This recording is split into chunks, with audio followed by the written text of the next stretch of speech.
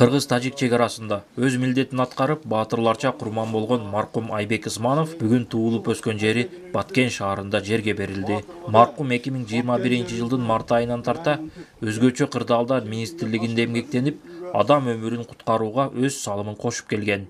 Ошо МЧСке ишке кирип, өзүнүн немесинин милдетин аткарып, элдерге тополоңду бая эмелер адамдарды чыгарып, өзүнүн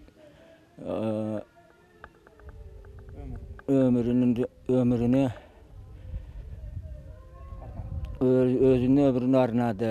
Эч жака кетпей, өзүнүн милдетин аткарды. 35 жаштагы маркум Айбек Ысмановдун артында 3 уулу жана жубайы калды. Уулумдун келечекке койгон максаттары көп эле деп боздогон энеси Айбектин мээримдүүлүгүн, адамгерчиликтүүлүгүн айтып, эч кимдин башына мындай күн түшпөсүн, эч бир эне уулум деп кайгырбасын деди. Каякта болсо дагы келет.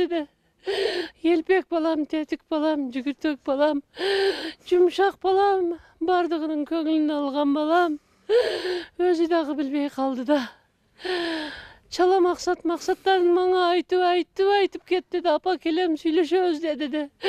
Ой, көрсө бул батыр болом деген экен да, бейишке аттанып калган экен да. Маркум 2010-жылдын май айынан тарта өзгөчө кырдаалдар министрлигинин Баткен облусу боюнча башкармалыгынын Баткен шаардык жана Баткен райондук бөлүмүнүн номер 26 аскерлештирилген өрткө каршы кызматынын куткаруу бөлүгүндө кызмат өтөп, эмгек ишмердүүлүгүн баштаган. Айбекти акыркы сапарга узатуу зыйнатына катышкан өзгөчө кырдаалдар министри маркумдун эрдиги унутулбайт деди. Бул жигиттин өзүнүн кылган кызматы, өзүнүн кызматына кылган иши бул баатырлык катары кетет. Аягына чейин өзүнүн түзмө-түз милдетин аткарып, качпай, туруштукту берип, ошо өзүнүн өмүрүнөн айрылды.